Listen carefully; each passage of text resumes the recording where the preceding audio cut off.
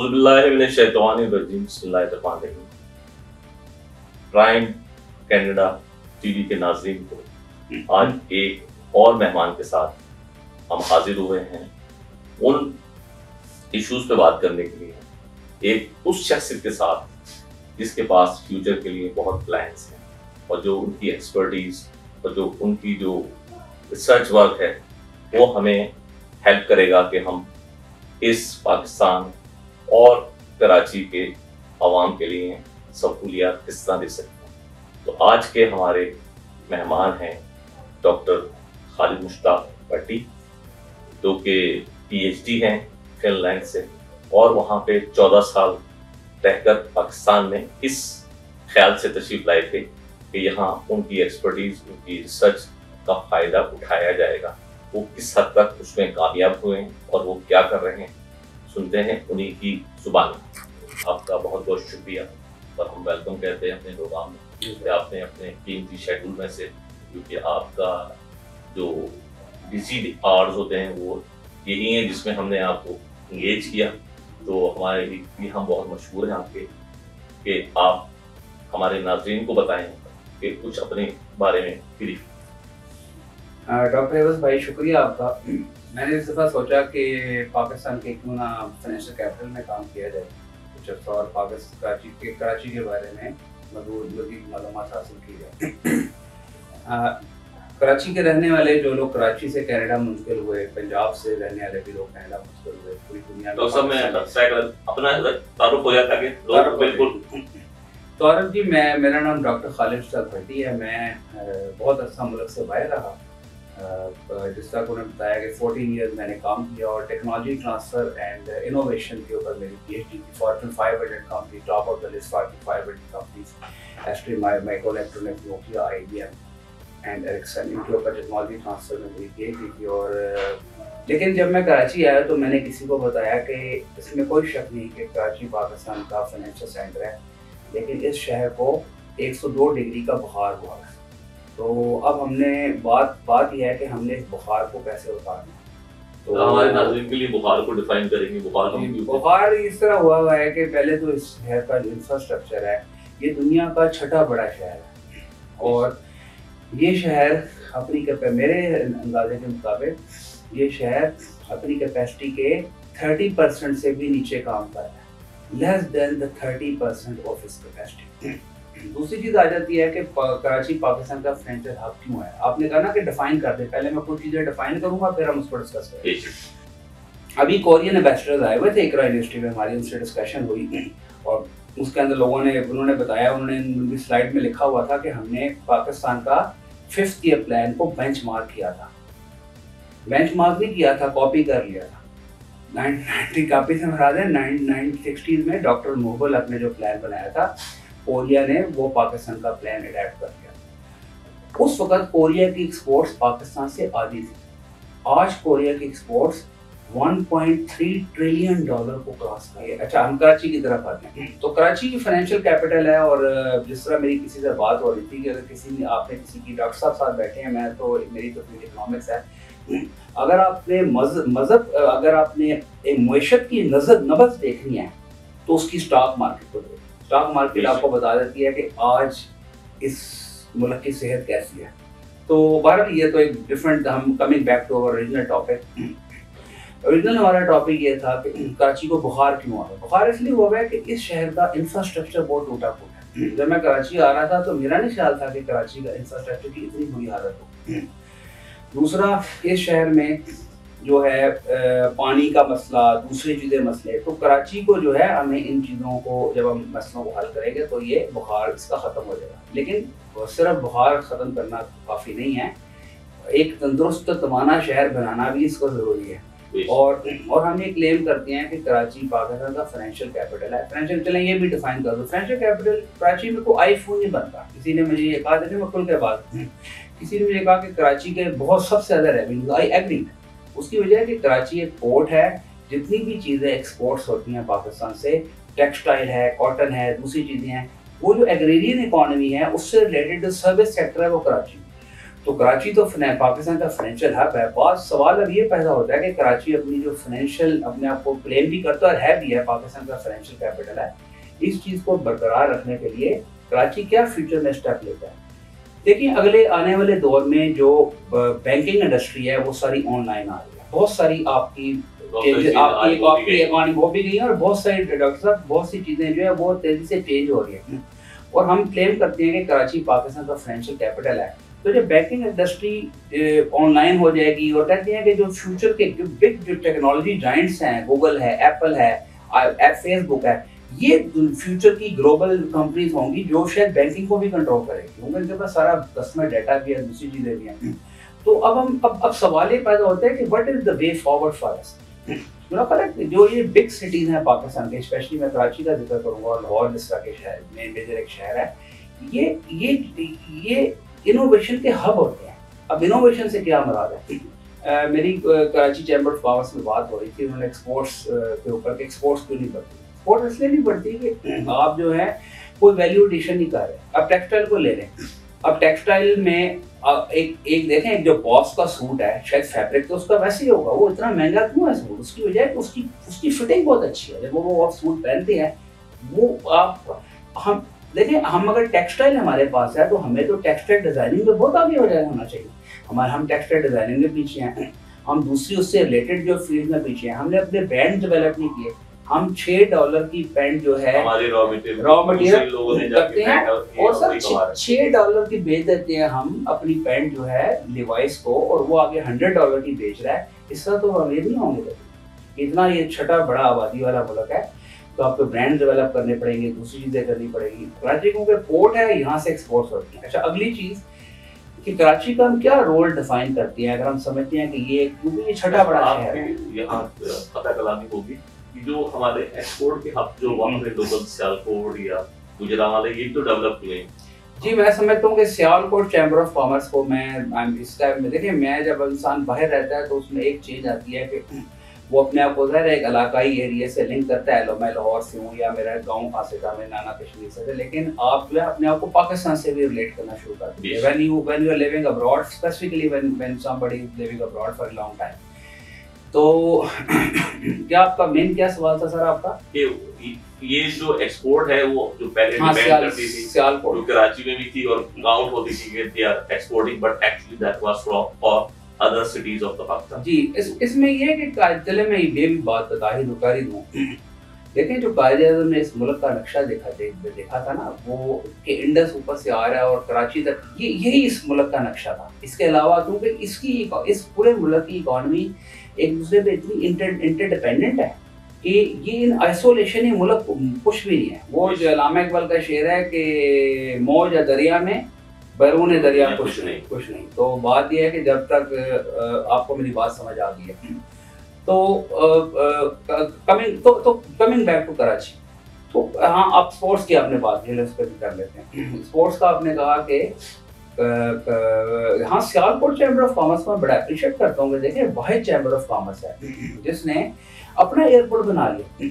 मैं कुछ बिजनेसमैन के साथ मैं कराची लाहौर से फ्लाइट जो रिक्वायर्ड है, जो एयरलाइंस है या और भी चीजें हैं, उसकी जो चीजें हमें डेवलप सियालकोट या गुजरांवाला में या लाहौर की सराउंडिंग में नजर आती हैं, वो उन्होंने एक बहुत बड़ा रोल किया कि उनकी डिपेंडेंस कराची पे ना रहे। देखिए, डिपेंडेंस तो लफ्ज़ सही नहीं होगा। देखिए, बात सुने कि हर रीजन एक किसी ना किसी तरह अपने आप को, जाहिर है मेरा ख्याल है जो वेस्ट और ईस्ट में जो फ़र्क है वो यही है कि मैं जब फिनलैंड में आप छोटे छोटे गाँव पर चले जाएँ, कनाडा के लोग सुन रहे हैं, वहाँ आपको तमाम बेसिक हेल्थ, बेसिक फैसिलिटीज मिलती हैं, सब कुछ होता है। लेकिन हमारा आज का टॉपिक है कि बड़े शहरों का क्या रोल है। तो पहले मैं कराची चैम्बर ऑफ कॉमर्स की सियालकोट चैम्बर ऑफ कॉमर्स की तारीफ कर दूँ कि उन्होंने अपना एयरपोर्ट बना लिया, ये बहुत बड़ी बात है। तो मेरी यह बात हो रही थी कुछ लोगों से, मैंने कहा इतने इस रीजन से जो इतने बड़े बिजनेस जो ग्रुप्स हैं वो अर्न करते हैं, गवर्नमेंट है, दूसरे एक्टर्स हैं, तो वो अपनी मदद आपके तहत कराची को क्यों नहीं बिल्ड करते? पहले तो ये एक सवाल है जो मैं आपके सामने रखना चाहता हूँ फ्यूचर के लिए। दूसरा ये सवाल है, दूसरा क्योंकि जब वो इतना इस शहर से कमाते हैं तो वो इस शहर की डेवलपमेंट के लिए अपना रोल अदा नहीं करते। तो लगता है ऐसे कि जो हमारे जो इन 18 अमेंडमेंट के बाद जो रिस्ट्रक्चरिंग हुई इन द पावर जो उसकी डिस्ट्रीब्यूशन की कॉन्स्टिट्यूशनल अमेंडमेंट हुई है, उसके बाद 18 में कॉन्स्टिट्यूशनल अमेंडमेंट हुई है, उसकी वजह उसमें जो है तमाम जो है फंड जो है वो सूबों को दे दिए गए हैं, इसलिए कि कोई इस्लामाबाद को ब्लेम ना कर सके। मेरा ख्याल है ये एक अच्छा स्टेप है पाकिस्तान की यूनिटी के लिए, क्योंकि लेकिन उसमें यह है कि जो सूबाई हुकूमतें हैं, जिस तरह सिंध में 2 पॉलिटिकल रियलिटीज़ हैं, MQM और पाकिस्तान पीपल्स पार्टी सिंध में, तो ये है कि इन पार्टीज़ का आगे कंसेंसस ज़रूरी है। कराची को जितना हमने इग्नोर किया है, सब लोगों ने मिलके कराची के मसाइल का हल किया जाए और कराची को एक असल जो इसका पोटेंशियल है शहर का, उस पोटेंशियल पे लेके आया जाए। Coming back to the same topic कि बड़े शहरों का क्या रोल है। सिटीज तो इंडिपेंडेंट तो हो जाएंगे, छोटे शहर डेवलप भी हो गया, आपने जैसे को डेवलप है। बड़े शहर होते हैं वो इनोवेशन का हब होते हैं, वो इंडस्ट्री को न्यू सॉल्यूशंस प्रोवाइड करती हैं। अब जो सर्विस इंडस्ट्री में हमें देखना पड़ेगा कि यहाँ हम किस तरह से टेक्नोलॉजी जायंट्स या दूसरे जो बड़ी कंपनीज हैं, गूगल या दूसरी, उनको हम कैसे इंटरलिंक करते हैं इस सिटी से। या आपको डिसलिंक नजर आ रहा है हमारी ब्यूरोक्रेसी, हमारी जो पॉलिसीज या हमारे जो इन्फ्लुएंशियल ऑफ सम ग्रुप्स जो पॉलिटिकल हैं या कुछ। देखिए सर, इसमें जो मेजर स्टेक होल्डर्स हैं, ज़ाहिर आपको भी पता कि किसी मुल्क में एक तो ज़ाहिर है हमारे पॉलिटिशियंस हैं who are elected representative of the people. Second हमारे जो हैं पावर ब्लॉक्स में ज़ाहिर है बड़े बड़े बिजनेसमैन हैं, और तीसरी हमारी इस्टेब्लिशमेंट है। ये तो सबको पता है, मतलब ये बात। तो बात यह है कि इन अगर आप मसाइल को हल करना चाहते हैं तो इन तमाम एक्टर्स को एक टेबल पे बैठना पड़ेगा और बैठ के इस बारे में बात करनी पड़ेगी और इसको आगे लेके जाना पड़ेगा। क्या बात करनी पड़ेगी इस पे कभी फ्यूचर में प्रोग्राम हो सकता है। तो बहरहाल जो बिग सिटीज़ होती हैं वो इनोवेशन और उसके हब होते हैं। और आपने कहा कि कहाँ, जो मैंने जिक्र कर दिया, आपका सवाल जो आपने कहा था कहाँ से कमी है। कमी ये है कि हमारे अंदर यूनिटी नहीं है। We are not united on our common interest, और ये सब का कॉमन इंटरेस्ट है पाकिस्तान की तरक्की। ये सब इदारे जो हैं अपने आप वन पेज पे ले आके the point of view of country अगर सोचें, यकीनन बेहतरी आएगी, इससे ये शहर चेंज हो जाएगा। ये भी मैं आज आपको बता दूं। तदरीस का जो रोल है आपका बहुत बड़ा है, उसमें आप क्या सजेस्ट करेंगे कि जो हमारे यहाँ मौजूदा सिस्टम है, जो यूनिवर्सिटीज का या कोर्सेज, वो कौन से हैं की कमी है और उनको अगर ऐड किया जाए तो इसमें बहुत बेहतरी आ सकती है। जी, बड़ा ही रेलेवेंट सवाल है। कुछ थोड़ा सा मैं कुछ और भी बात करना चाहूँगा।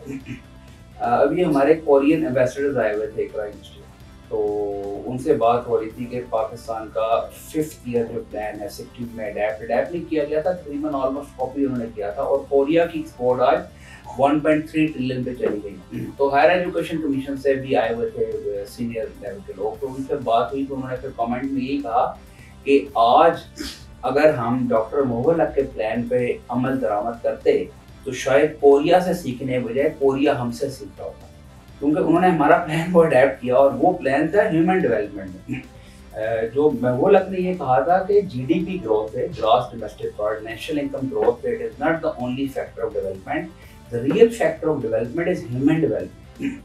और ये जो कनाडा में आप बैठे हैं या स्कैंडिनेवियन कंट्रीज हैं, दूसरी कंट्री, ह्यूमन डेवलपमेंट। और मदीना की रियासत का भी यही, चले एक और बात भी कर दें, मदीना की रियासत का भी यही पैगाम था, इंसान की तश्कील, उसके किरदार की, उसकी दूसरी चीज़ों की, और जब वो तश्कील हो जाए तो फिर मदीना की रियासत जो है फिर वो अब उसको सिस्टम रेप्लिकेट होता चला जाए। क्योंकि दुनिया में मैं बात कर रहा था कि हमेशा बेस्ट सिस्टम ही रेप्लिकेट करता है।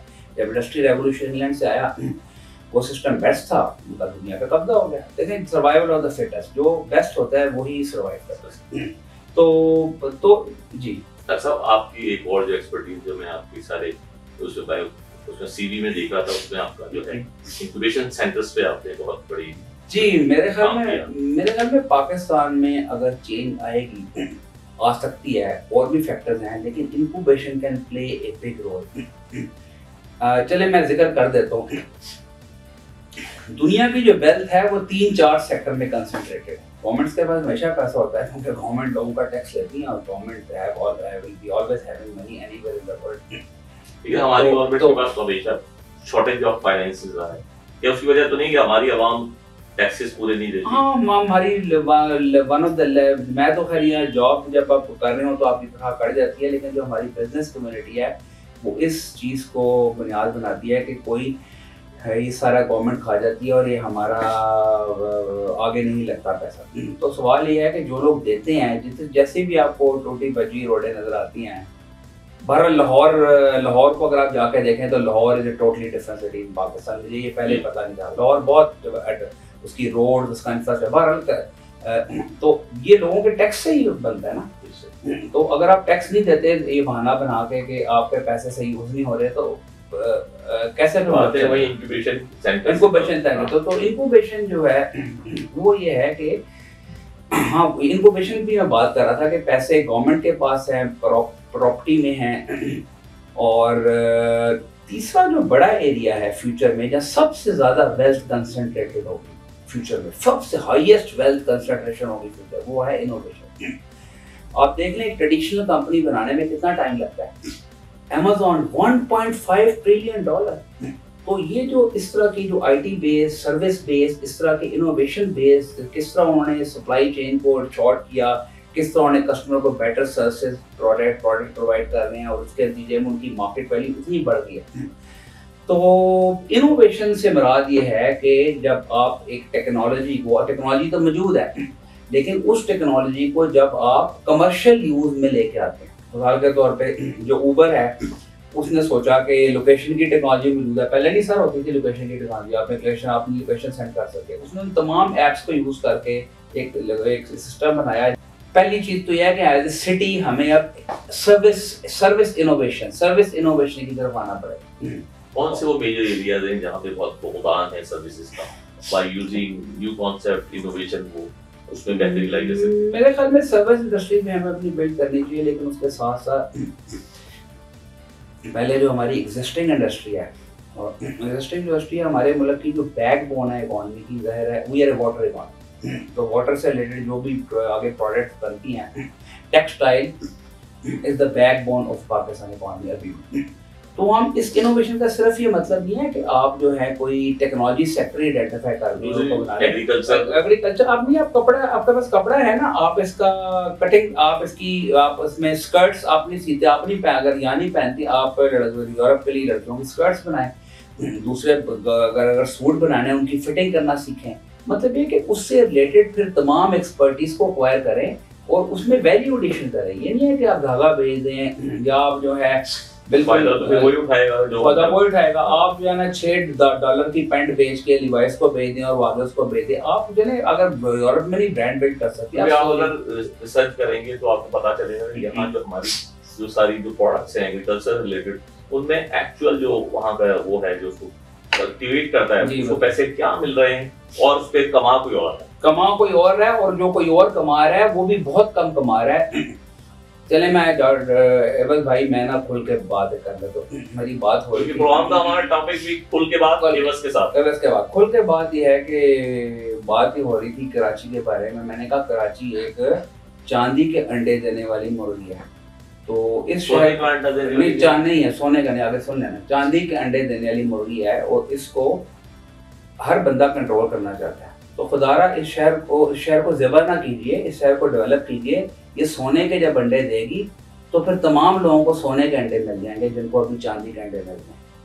और यहाँ तो अंडे लेकिन अभी चांदी के भी नहीं है, पीतल के बन गए हैं मेरे ख्याल में। जो इकोनॉमी के हालात हैं, जो रिवत भाई जो इकोनॉमी के हालात हैं, अब शायद चांदी के नहीं पीतल के, मतलब ये है कि लेकिन इस शहर का पोटेंशियल बहुत है। अंडों से तो पहले जो मुर्गी को ज़िबा नहीं करना, ये तो ज़िबा करने की तैयारी सर, खुदा के वास्ते कराची को जो है ना वो ज़िबा ना कीजिए। कराची को ये सोने के अंडे देने वाली मुर्गी है। अच्छा, और आप डॉक्टर खालिद क्या कहेंगे कि क्या और चीजें हमारे जो लोकल एंटरप्रेन्योर्स हैं वो अप्लाई करें तो चीजें बेहतरी की तरफ आ जाएं? मेरे ख्याल में हमारी गवर्नमेंट जो है ना, खासतौर पर जैसे हमारा कराची जो कि सिंध का पार्ट है, सिंध की गवर्नमेंट और जो फेडरल गवर्नमेंट है उनके जो अपने क्लैशेस हैं उसकी वजह से आम जो अपना आदमी है उसको बेनिफिट नहीं मिलता। जी जी, तो ये इन दोनों को क्या करना चाहिए अपना? मुझे आइडिया है इसका एज एन एनालिस्ट के जो कराची में पीपल्स पार्टी का बहुत बड़ा वोट बैंक नहीं है। यूनिवर्सिटी अवार्ड के बाद, कॉन्स्टिट्यूशन अमेंडमेंट के बाद, तो ये है कि ये तो आपस में जो यहाँ मेजर जो भी इलेक्शन में विनर हैं वो अगले जनरल इलेक्शन भी आने वाले हैं, तो वो अपने चीज़ों को हल करें। और सबसे बड़ी बात मैं आपको भी कहने लगा, वो ये कि अपनी गलतियों से सीखें।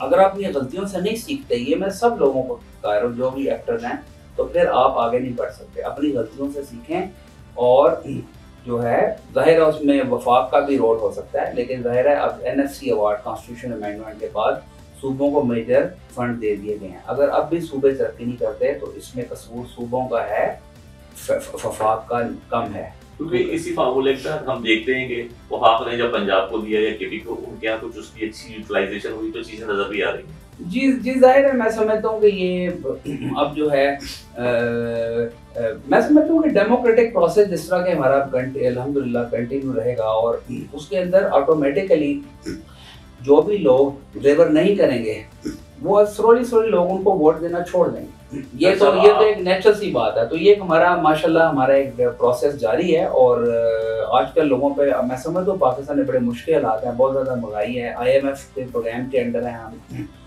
लेकिन इंशाल्लाह ये आई होप कि इंशाल्लाह इन चीज़ों से हम निकल जाएंगे और हमें मिल के काम करना चाहिए। अदर देन द इकोनॉमिक्स, आप एक उस्ताद की हैसियत से दरसो तदरीस से, तो वो कौन से एरिया आप आज तक महसूस कर रहे हैं कि नहीं है जो आपने स्कैंडिनेवियन कंट्रीज में ड्यूरिंग योर स्टडीज और रिसर्च? जी मैं एक डिग्री प्रोग्राम को भी देख रहा हूँ, entrepreneurship, innovation, technology management and innovation. तो ये चीजें हो रही हैं और एक कर रहा है या हो रही है, लेकिन एक इस चीज को फर्दर एनहांस करने की जरूरत है, क्योंकि ये जो डिसिप्लिन है आमतौर पर लोग MBA करते हैं, तो ये डिसिप्लिन आपको बताता है कि किस्सा जो आपने सवाल किया मैं उसका जवाब भी अब दे रहा हूँ। आपने भी सवाल किया था कि जो लोकल इंडस्ट्री है वो किस तरह अपने आप को कंपेटिव कर सकती है। देखिए जो इंडस्ट्री है ना, जो अगर आपके पास मैन्युफैक्चरिंग इंडस्ट्री है तो वो टेक्नोलॉजी ट्रांसफर करे। अब आपका मार्बल है, मार्बल की अगर आप उसको बहुत एडवांस लेवल पर उसको कट करें, पॉलिश उसको करना सीखें, तो पाकिस्तान में बेस्ट मार्बल है दुनिया का, लेकिन इटालियंस क्यों इतने आ गए हैं? इसकी वजह है कि उन्होंने उस देखिए बेसिकली मैं किसी से बात चलें जिसके ऊपर भी बात हो जाए कि मैं स्टूडेंट से पूछ रहा था कि जब पाकिस्तान बना तो हमारा सबसे बड़ा रिसोर्स क्या, तो हमारा सबसे बड़ा रिसोर्स वाटर था, इससे वाटर इकॉनमी। फिर दोबारा जिक्र होने लगा सियालकोट का। फुटबॉल, दुनिया के 80% से ऊपर फुटबॉल सियालकोट में बनते हैं। तो जब आप कमाल हासिल करती है ना, अल्लामा इकबाल ने भी कहा कि कमाल जब आप हासिल करते हैं, देखिए स्कैंडिनेवियन कंट्री में ही कोई अमेरिका की रियासत नहीं है कि अमेरिका कॉमन्स में सूबे हैं, छोटे स्वीडन, फिनलैंड, छोटे आबादी वाले जो भी उनके रिसोर्सेज या जो भी मॉडर्न एडवांस टेक्नोलॉजीज का उनकी अडॉप्शन ने उनको किया, स्पेशलाइज किया। नहीं मतलब ये कि अगर वो 4 इंडस्ट्री में हैं, उन 4 इंडस्ट्री में ग्लोबल लीडर हैं, मतलब कि छोटे मोटे लेवल पे नहीं। अगर 8 इंडस्ट्री में 12 एक अगर 55 लाख का मुल्क, अगर 1 करोड़ 20 लाख का पूरा मुल्क जो है छोटी सी आबादी वाला, अगर वो 10 इंडस्ट्री में है तो उसमें ग्लोबल लीडर है वो।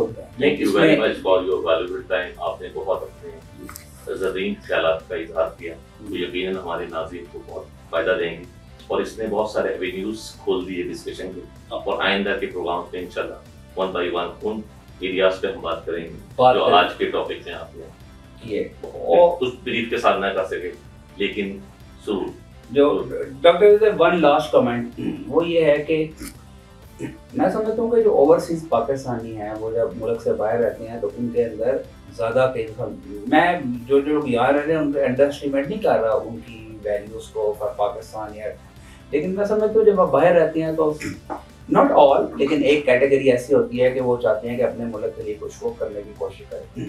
तो मेरा ख्याल है ओवरसीज पार्टी जो बिजनेस कम्युनिटी है उसको ओवरसीज पाकिस्तानीज को एंगेज करना चाहिए, दूसरे एक्टर्स को भी, और मिल के कोशिश करनी चाहिए कि कराची जैसा जो बड़ा शहर है पाकिस्तान का, ये इनोवेशन का हब बने पाकिस्तान में। लाहौर, कराची जिस तरह मेजर शहर हैं, और उसके अलावा यहाँ की जो सर्विस सेक्टर है वो पूरी इंडस्ट्री को सपोर्ट करे, न्यू टेक्नोलॉजी सोल्यूशन दे हमारी एग्जिस्टिंग इंडस्ट्री को, एग्रीकल्चर इकोनॉमी को, दूसरी चीज़ों। और उसके साथ लास्ट पॉइंट क्या है कि ये जो सिटीज हैं they are the hub for internationalisation, कि एक मुल्क की जब बैनुल अक़वामी जब ताल्लुकात, उसकी तजारत के जो ताल्लुकात बनते हैं वो बड़े शहरों के मरूने मिन्नत होते हैं।